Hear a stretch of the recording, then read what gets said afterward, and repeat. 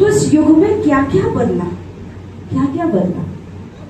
एक, हमारी क्वालिटी बदली। सतयुग में आत्मा की क्वालिटी 100% है। त्रेता युग में आत्मा की क्वालिटी 75% हुई, द्वापर युग में 50% हुई, और कलयुग में कितनी हुई? 0%। इसको आप खिलाओ, अंदर ले जाकर, अंदर ले जाइए, इसको खिलाइए, ठीक है। तो ये क्या हुआ? आत्मा की क्वालिटी चेंज हुई। अच्छा, हम लोग कौन है? प्रकृति के पति हैं। हम बदलेंगे तो हमारे अनुसार नेचर बदलते हैं।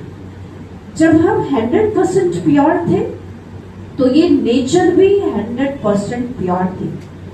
कभी हम सोच भी नहीं सकते। या जब सतयुग होगा, जब प्रकृति अपने सतोप्रधान अवस्था में होगी, तो कॉकरोच और छिपकली होंगे। वहां के जो जानवर थे वो इतने सुंदर थे, इतने रंग बिरंगे थे और इतने मधुर आवाज करने वाले थे। आज के समय में वो है नहीं। और ये जो प्रकृति हमारी इस समय रंग बिरंगी हो गई है ना, किसी का बाहर का शरीर बहुत गोरा होता है, किसी का काला होता है, किसी का कैसा होता है। सतयुग में ऐसा नहीं होगा। सतयुग में प्रकृति एक समान रहती है ना। सबका शरीर बिल्कुल शाइनिंग रहता है। ये चमड़ा अभी लोग ग्लिटर लगा लगा के चमकाते हैं ना, वहां नेचुरल शाइनिंग होगी। और इस प्रकृति खूबसूरती को अभी भी प्रकृति ने बचाया हुआ है। आप मोर का शरीर देखो, ये किसी ने बनाया नहीं है, नेचर ने बनाया हुआ है, नेचर मेड है।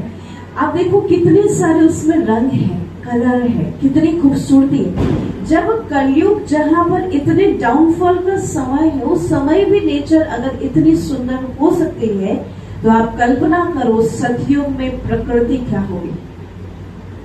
और वहां रहने वाले मनुष्यात्माएं भी बहुत सुंदर होंगे, बहुत सुंदर होंगे।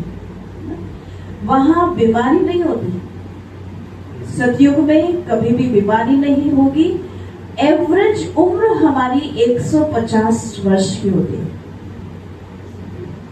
कहते हैं घी दूध की नदियां बहती हैं, माना वहां की जो नदियां होती है वो इतनी शुद्ध, इतनी पवित्र, इतनी औषधि से युक्त होती है कि उस पानी में स्नान करने से जैसे कायाकल्प तरु वाला कार्य होता है।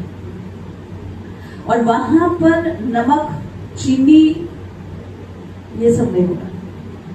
वहां प्रकृति ही इतने स्वादिष्ट फल देती है। 2 प्रकार के फल होंगे। एक फल इतने मुलायम होते हैं कि जस्ट उसका हल्का सा प्रेस करो और उसके सारे जूस निकल आएंगे। और एक फल होंगे जिनको काट के खाया जा सकता है। फल फूल की सब्जियां बनेंगी, और वो सब कुछ भी जो कारोबार होगा वो सोलर एनर्जी से होगा। वहां टेक्नोलॉजी बहुत हार रहती है। वहां हमारे पुष्पक विमान होंगे जो हमारे थॉट लेवल से उड़ेंगे।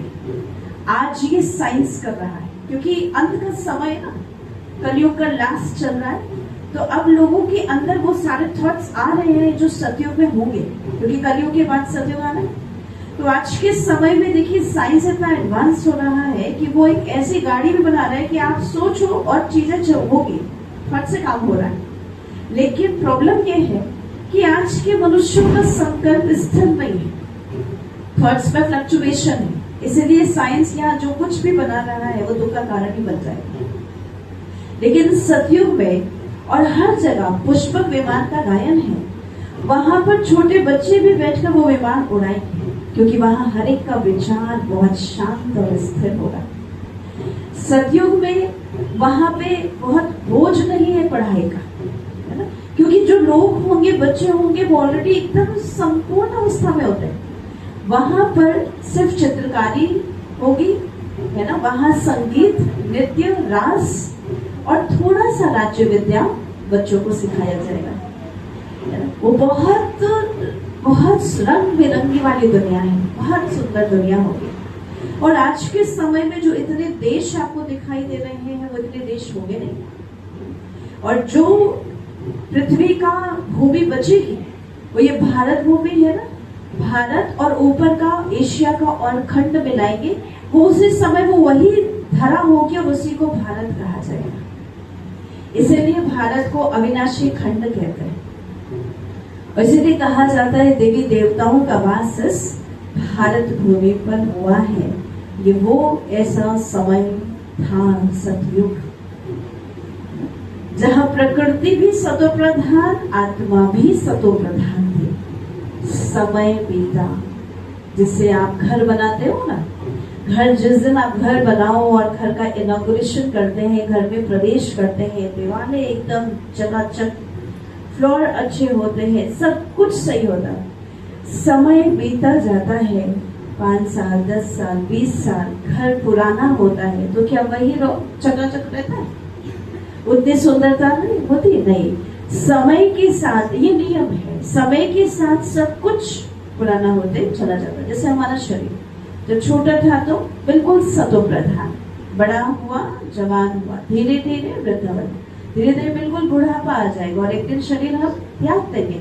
हर चीज साइकिल में बीतता है, हर चीज साइकिल में। आज जो आपको बिल्कुल 100% सही दिख रही है, धीरे धीरे धीरे धीरे टाइम के साथ वो चीज पुरानी होती चली जाएगी। ये नियम है प्रकृति का, समय का काल चक्र भी यही है। सतयुग, त्रेता, द्वापर और आज का युग कौन सा? तो हम नई दुनिया में रह रहे हैं या पुरानी दुनिया में रह रहे हैं? बताओ, काल चक्र के अनुसार आप खुद बताओ, हम नई दुनिया में हैं या पुरानी दुनिया में हैं? बताओ, हम नई दुनिया में हैं या पुरानी दुनिया में हैं? बताइए। पुरानी दुनिया में। नया तो सतयुग था, 100% प्योरिटी। समय बीता बीता बीता बीता कलयुग आ गया, और कलयुग का भी लास्ट का समय। पुरानी दुनिया है, जड़ी भूत अवस्था है। यहाँ आत्मा की पवित्रता सबसे ज्यादा गिरी है। आज आप देखो, सोल पावर बिल्कुल डाउन है, 1% बैटरी है ना। कैसे पता लग रहा है सोल पावर डाउन है? डाउन मतलब कि जो भी नेगेटिविटी वो हावी रहेगी, पॉजिटिविटी कम हो जाएगी। नेगेटिविटी हावी मतलब काम, क्रोध, लोभ, मोह, अहंकार, ईर्ष्या, द्वेष, नफरत, कंपैरिजन, कॉम्पिटिशन, ये सब बहुत हावी होगा। और आज के समय में हर घर में क्या दिखाई दे रहा है? अब तो लोग ही कहते हैं हर घर में बैठा है रावण, इतने राम कहां से लाऊं? तो जब रावण इतना बड़ा हो चुका है और हर रोज हर साल रावण की एफिजी जलाई जा रही है और हर साल रावण बड़ा होता जा रहा है, तो आज के समय में अच्छाई कम और बुराई ज्यादा हो गई है ना। प्रकृति बताइए, नेचर आज से 20 साल पहले नेचर कैसा था? 30 साल पहले कैसा था? जब आप लोग छोटे थे तब नेचर कैसा? कितना अच्छा। खाने पीने की चीजें भी कितनी अच्छी शुद्ध थी, अभी तो बताइए। और आने वाले 10 साल में तो क्या ही होगा? हमारे बच्चे जो आ रहे हैं, क्या मिलेगा उनको? तो ये दुनिया कहाँ जा रही है? कहाँ जा रही? अभी तो 5 साल के अंदर देखिएगा, कुछ देश तो लक्ष्य से गायब होने वाले हैं, खत्म हो जाएंगे। और ये जो सुनामी लहर उठ रही है, वो तो कोई देश तो पानी के अंदर जाने वाला। भारत का भी नीचे का बहुत हिस्सा जलमग्न हो जाएगा, होगा ये। और ज्यादा समय नहीं है, कुछ ही साल। और महापरिवर्तन का कार्य तो शुरू हो ही चुका है। कोरोना के समय का समय, उसके बाद आप देखो कोई भी साल आपका इजी नहीं जा रहा है ना। कोई भी साल इजी नहीं जा रहा है। ये एक यूनिवर्स की तरफ से इंडिकेशन मिल रहा है हम सभी को। ये प्रकृति, ये पूरी कायनात हमें जगा रही है। It's time to change. ये परिवर्तन का समय है। कहा जाता है सर्वाइवल ऑफ द फिटेस्ट। जिसने अपने आप को समय के साथ बदल दिया, वो फिर समय उसे आगे लेकर के जाता है, नहीं तो वो नष्ट हो जाए।